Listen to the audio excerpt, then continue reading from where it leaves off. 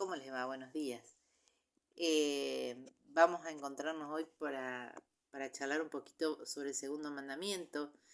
Eh, y antes que eso, me gustaría contarles, o leerles, mejor dicho, una parte del catecismo. A ver si la encuentro. Acá la tengo marcada. Que habla sobre la conciencia moral y que tiene estrecha relación con el tema de los mandamientos.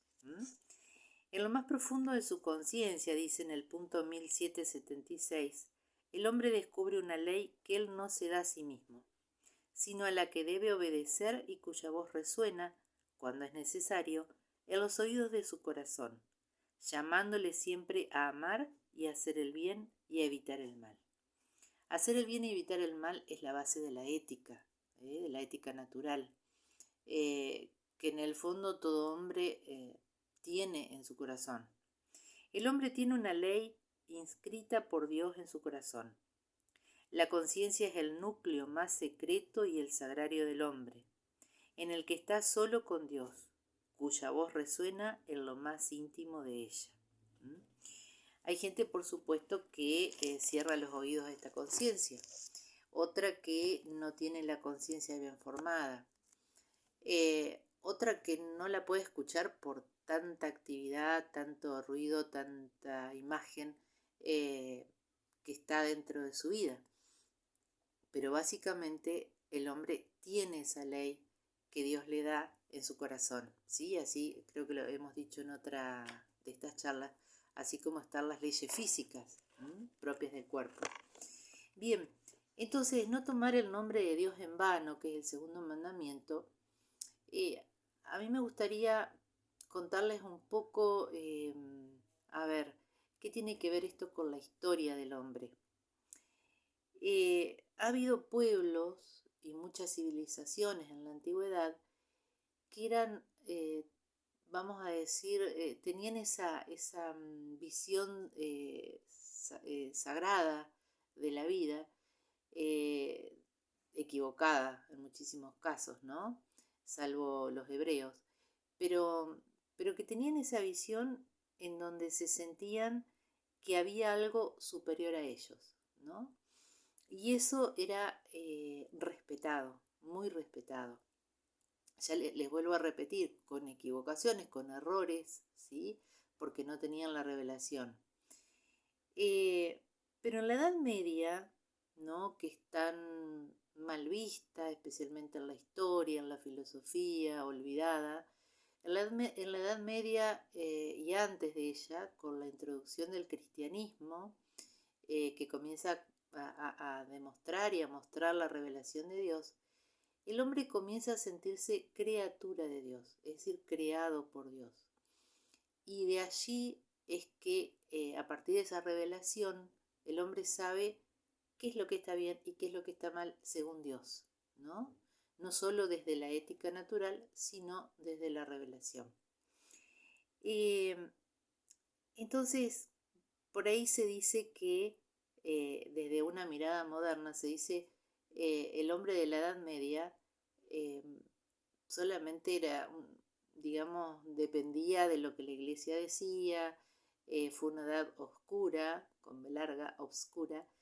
Eh, Esto habría que explicarlo un poquito mejor, pero en realidad se toma desde dos acepciones. Oscura porque faltaron documentos al principio de la Edad Media, que duró 10 siglos, por la invasión de los bárbaros, u oscura por esta visión moderna, como les decía, en donde se dice que la ciencia, el avance del hombre, el progreso del hombre, no estaba bien visto, ¿no? Esto también es una visión equivocada porque en la Edad Media también hubo ciencia, pero sin los instrumentos o herramientas que hubo en la Edad Moderna. Bueno, en la Edad Moderna, acuérdense, siglo XV en adelante aproximadamente, siempre no se puede cortar la historia en pedazos, ¿no? Todo fue gradual.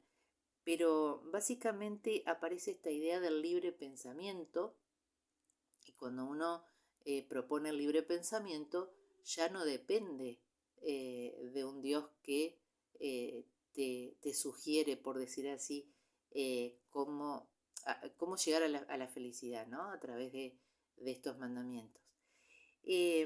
También en la Edad Moderna, el hombre, a partir de este libre pensamiento, a partir de la divinización de la razón, el hombre es el centro. Seguramente te lo dieron en la escuela secundaria a esta cuestión. Y en el tiempo actual, que de alguna manera somos hijos de la Edad Moderna, que también se le llama posmoderna, el hombre, dice un pensador francés, Foucault, el hombre se vuelve a construir, ¿no? Eh, ¿Cómo se entiende esto? El hombre quiere volver a hacerse a sí mismo, en oposición al plan de Dios. Esto lo vemos, por ejemplo, en la baja natalidad, en la destrucción de la familia, en pensar que uno se puede autopercibir de cualquier manera, en un alejamiento de lo que es la realidad del hombre, ¿no? Y obviamente que esta cultura que comienza a influir desde los más chiquitos, ¿sí? A través del sistema educativo, hace que el hombre se aleje muchísimo de Dios y que llegue hasta el rechazo, un rechazo a veces hasta lleno de odio, ¿no? Hacia todo lo que es sagrado. Por supuesto que esta deconstrucción, así se dice, del hombre, este volver a construir al hombre o a pensarlo de nuevo, tiene consecuencias terribles, ¿no? El sinsentido de la vida, por ejemplo. Porque claro, ¿qué sentido tiene mi vida si salgo de la nada y vuelvo a la nada? Como ya decían en la edad contemporánea los existencialistas. Discúlpame que te meta historia y filosofía en estas charlas, pero me parece interesante como para darle una base científica, por decir así, o razonable a lo que Dios nos manda, ¿no? También notamos en la vida cotidiana, en los medios de comunicación, cómo el nombre de Dios se superficializa, se toma la broma, cuestiones sagradas que para muchos de nosotros revisten muchísima importancia y es lo más importante de la vida, es tomado, ya te digo, para la risa, o hasta en el arte se ha llegado a, a faltarle tanto el respeto a Dios que bueno, que se ha tenido que pedir perdón por esas personas que han hecho semejantes barbaridades, ¿no? Entonces, a Dios se le debe una adoración amorosa por todo lo que le debemos. O sea, es como si uno con sus padres, y en esto, en la vida terrenal e imperfecta que vivimos, ¿no? Es como si uno a los padres no les agradeciera nada, ¿no? De todo lo que nos dieron. Más allá de que haya sido poco o mucho, ¿sí? O a nuestros educadores, quienes hayan sido. Pero en este caso es Dios, ¿sí? Que es perfecto, que es la total bondad, que es puro amor y amor con mayúscula. Es decir, es lo más, como dicen los chicos, ¿no? Este mandamiento, dice el Catecismo de la Iglesia, regula el uso de nuestra palabra en las cosas santas. Es como decir, bueno, mordete la lengua y no digas cosas de más. Y aún chistes, yo he escuchado chistes que, como tomando la figura de Dios como, no sé, como si fuera algo más en la vida, ¿no? Y no es algo más. Nosotros como cristianos no tenemos que tener temor, a veces lo tenemos porque obviamente tenemos una cultura y una sociedad a veces en contra, de hablar con respeto, con reverencia del nombre de Dios y de hablar de Dios. Mira, te cuento una anécdota bueno, que a mí me marcó. Yo estudié 4 años en la Universidad de Buenos Aires, Ciencias de la Educación, no pude terminar la carrera, pero bueno, eso es anecdótico. Pero en esos 4 años, una sola vez, un profesor nombró a Dios. A mí me sorprendió, porque además de que las materias en general eran materialistas, es decir, el hombre era solo un cuerpo, una vez hice un trabajo práctico en donde puse que el hombre era cuerpo y alma y bueno, sabes, aprobé de casualidad el trabajo práctico. Obviamente me rechazaron la cuestión de que el hombre tenía espíritu.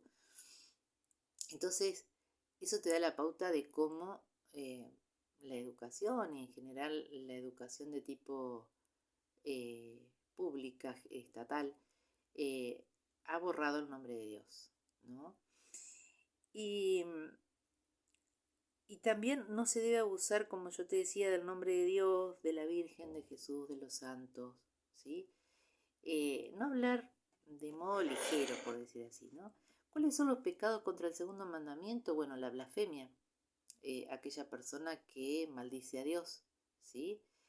El uso mágico de su nombre, todo esto lo estoy sacando del catecismo, y le agrego algunas cositas. Por ejemplo, mira, se ha metido mucho en nuestra cultura, aún en personas cristianas o católicas, este tema de la nueva era, que ya viene del siglo pasado, de finales del siglo pasado, ¿no? Eh, que, por ejemplo, alguna de las ideas es que somos Dios, que Dios, digamos, somos parte del universo, eh, que Dios es un tipo que se llama en filosofía panteísmo. Pan viene de todo, teísmo viene de Dios. Es decir, todo es Dios y no es así. Es decir, somos una criatura de Dios. Participamos de la naturaleza divina en cuanto que somos a imagen y semejanza de Dios, pero no somos Dios, somos seres humanos. Por eso hay que tener un poquito de cuidado con estas ideas que aparecen, y qué sé yo, te diría a través de ideas orientales mayormente, ¿no? Y que se han convertido en el occidente en una mezcla de que es lo mismo Jesús que Mahoma, que, bueno, da para mucho hablar de la nueva era, ¿no?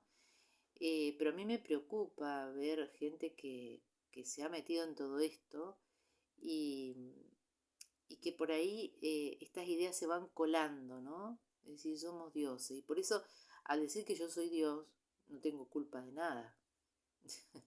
Entonces, esto de el uso mágico de su nombre. Y después el perjuro, jurar. Cuando yo era chica me acuerdo que se decía, te juro por Dios, y se hacía una crucecita. eh, y jurar de una manera innecesaria, ¿no? En todo caso, prometer. También lo que se llama el juramento, bueno, por ahí me equivoqué, el juramento en vano, el perjuro, el juramento que hacen los políticos frente a los evangelios, el juramento que se hace en un juicio, cuando uno dice voy a decir la verdad y toda la verdad, bueno, en nombre de Dios, ¿sí? Y ahí tenés que decir la verdad, por más que sea complicada o, o lleve a consecuencias no deseadas. Eh, y otra cuestión, esta charlita va a ser corta, pero espero que te guste y te interese o que te forme. Nuestro propio nombre es un nombre de eternidad. Dios llama a cada uno por su nombre. Es decir, nuestro nombre está inscripto en el cielo, en Dios. Y qué lindo esto, ¿no? Qué lindo saber esto, que no soy una cualquiera. Yo sé, me llamo Laura, pero habrá otras Lauras en el mundo, muchas.